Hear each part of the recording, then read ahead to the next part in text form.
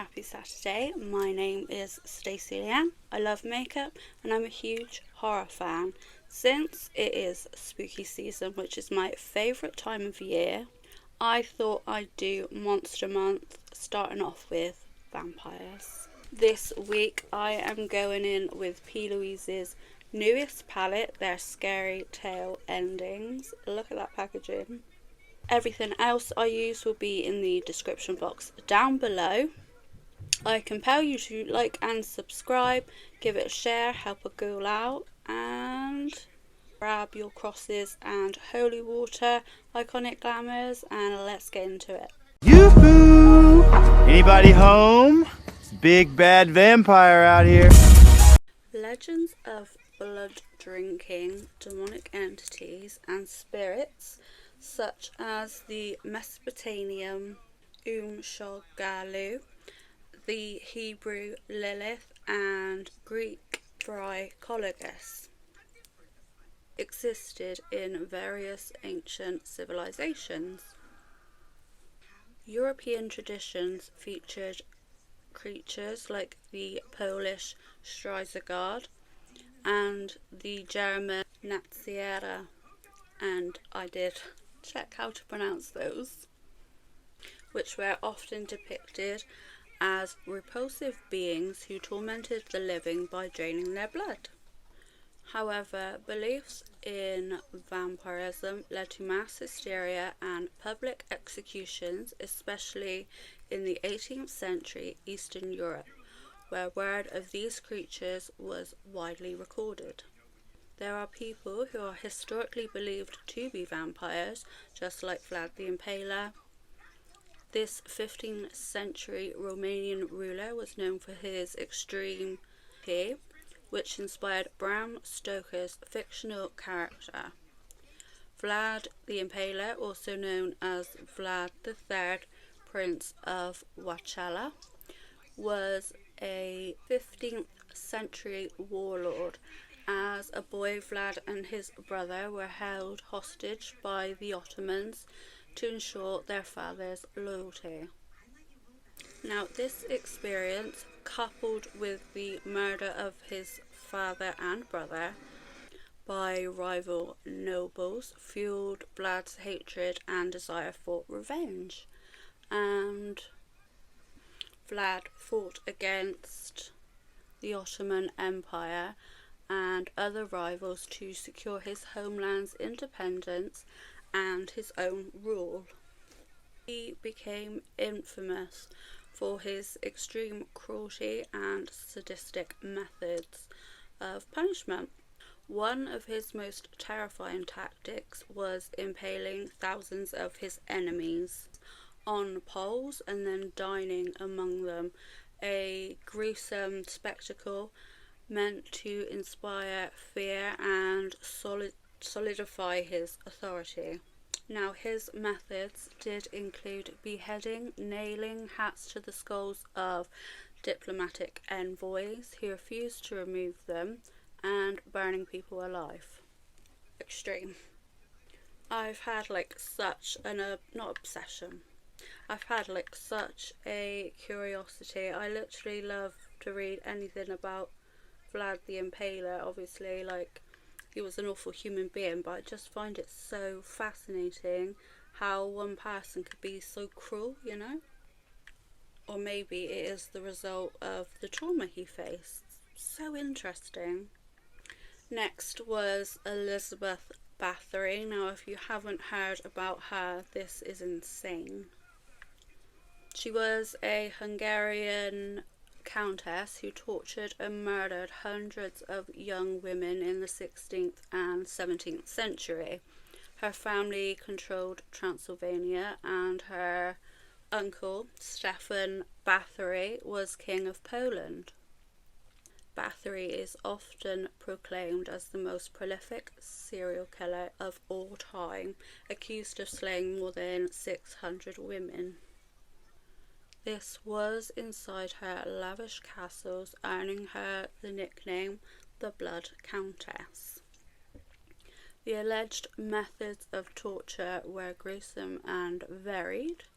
She was accused of beating and starving her victims, stabbing them with needles and scissors, biting and burning their flesh, covering victims in honey to be attacked by insects, and leaving them naked to freeze to death. According to the legend, she believed bathing in virginal blood would grant her eternal youth.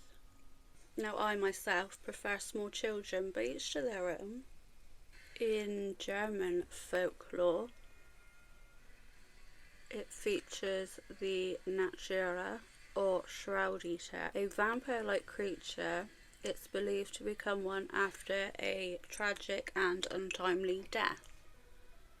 Things like accidents, a suicide, or being the first to die during a plague. It feeds by chewing its own burial shroud and limbs, a process that can be heard from the grave. Unlike many vampires, this Nachtjäger typically remains with its burial site. It can affect the living by sending spirits to their homes or by their mere shadow causing death. Some tales say it could also transform into a pig or ring church bells to announce victims. This is just to name a few, obviously. Other supposed vampires included Nikola Tesla, Billy the Kid, and Richard Chase.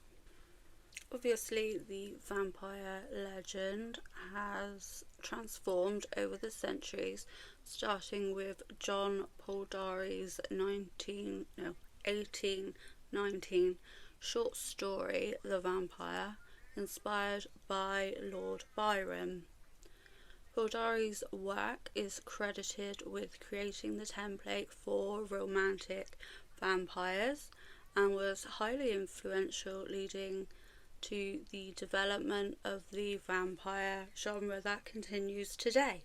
Polidori's work was followed by other significant contributions, such as The Family of the Vordelac and Penny Dreadful's Varney the Vampire. Through the late 19th century,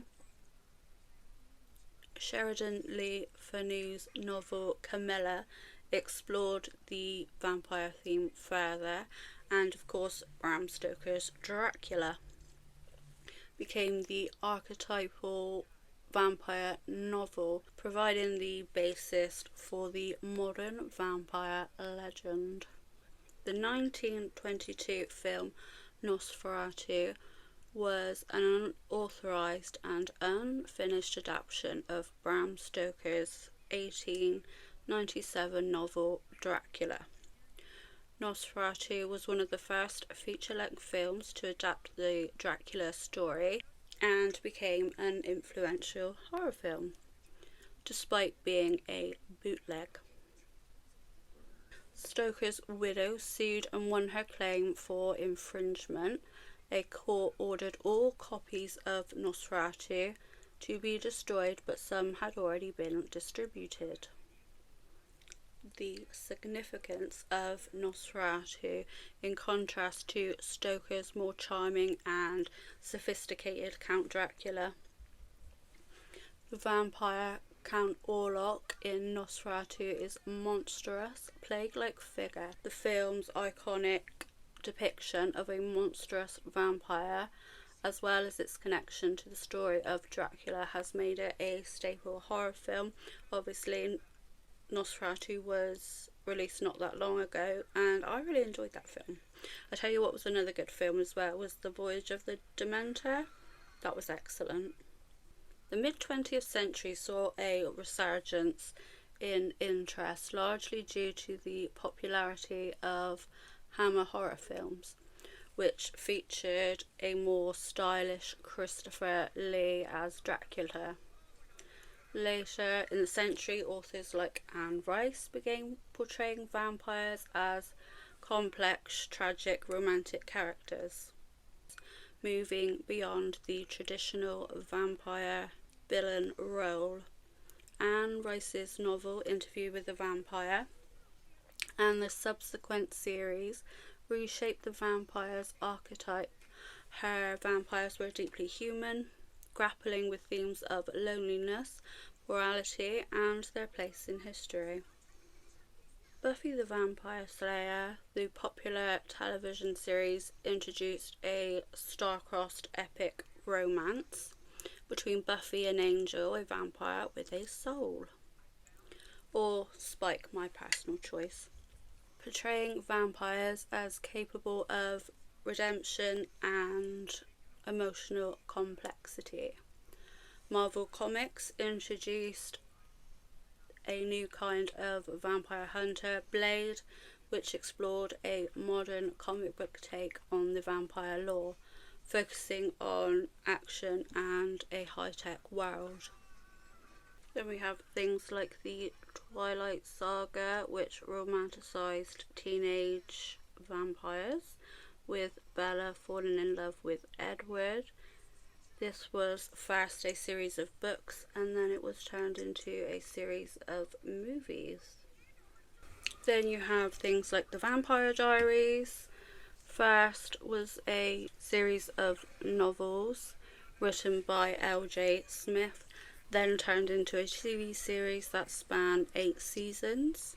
So we follow Elena, who is human. She meets Stefan and falls in love with him. As the series goes on, Elena then turns into a vampire. She falls in love with Damon, Stefan's brother, who's also a vampire. I choose Damon every time. Then the series goes on and it introduces you to different kinds of vampires, like the originals, who are the first vampires that were created, and then hybrids, which are werewolves and vampires, and then lastly Hope, Klaus's daughter, Klaus being an original werewolf and vampire. She is a tribrid, which is a werewolf, vampire, witch. You with me? Both Stefan and his mom were Ripper vampires, so they fed until they decapitated their victim. And then there are heretics, which are witch vampires, but they're specific Gemini coven vampire witches because they can siphon magic. There are so many films and shows I could reference, like Queen of the Damned, Dawn Till Dusk, and of course we can't forget The Lost Boys. It's all had an impact on the evolution of vampire lore. Now, we can't talk about vampires and not talk about vampire hunters. Famous vampires include real historical figures like Benedictine monk Anton Augustus Calmet and army surgeon John Fluker Ginger. God, I think that's how you pronounce it. Who documented cases of suspected vampires and figures from folklore and fiction like Professor Abraham Van Helsing from Bram Stoker's Dracula. Antoine Augustin Calmet was an 18th century French monk and scholar who documented cases of people reporting sightings of the dead, contributing to the understanding of vampire folklore. Johann, an Austrian army surgeon who documented the case of Arnold Paul, a soldier whose body was found intact, leading to claims of vampirism and staking of the body. Minamoto no Reiku, I'm so sorry, a legendary Japanese samurai from the 10th century who is said to have fought vampire-like entities in folklore such as the Nukubi. I'm also not going to miss out on famous fictional hunters like D, a skilled and famous vampire hunter from the Vampire Hunter D series of novels and films. The Frog Brothers, a duo from the film The Lost Boys, who dedicate themselves to destroying the vampires in their infested hometowns. Abraham Lincoln, a character from Seth Graham Smith's novel Abraham Lincoln Vampire Hunter, and its film adaptation. Professor Abraham van Helsing was a Dutch polymath doctor and scholar who possesses an extensive knowledge of medicine, science, and the supernatural. He is a key figure in defeating Count Dracula, acting as a wise and resourceful leader for the other characters in the fight against vampires. However, there are real-life connections and theories.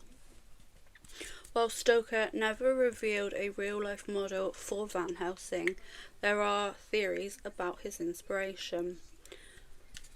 One such theory points to George Andreas Hellwing, a German pastor and scholar who wrote about mythological creatures and possessed a broad range of academic interests, including medicine and science. Van Helsing represents an idealized figure of educated, scientifically minded individual capable of battling the supernatural forces with logic and reason.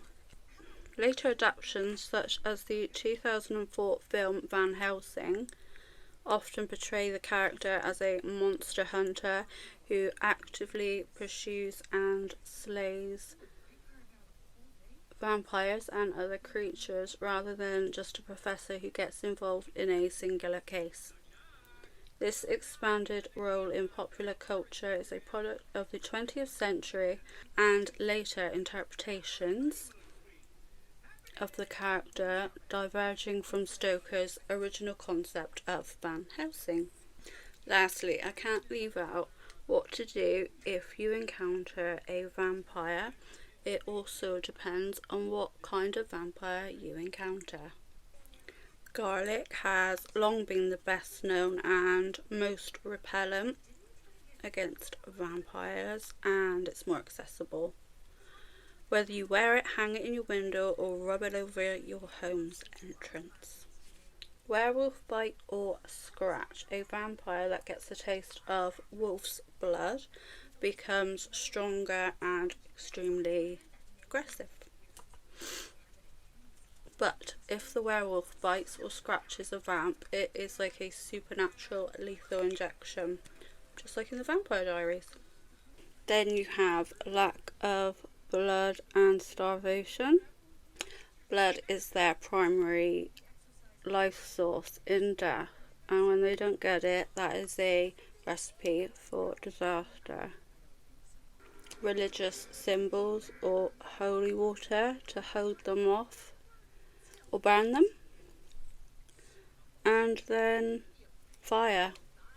Vampires hate fire, which is ironic, seeing as if they do still have a soul, then they'll likely end up in a lake of fire after their prolonged life. I think that pretty much covers everything. Which is your favourite kind of vampire? I think mine is like the dark, gothic, romantic vampires as opposed to the teenage vampires. Give me Anne Rice anytime, or Damon, because those eyes. And I kind of love anything like Van Helsing. I find that really fascinating and all the lore around it. Raina Cruz, she is a bit of a badass. And of course, I could never forget the Slayer, Buffy Summers. I loved Buffy growing up. I still love Buffy now. Anyway, thank you for watching. Stay spooky, stay glam, and I will see you next week.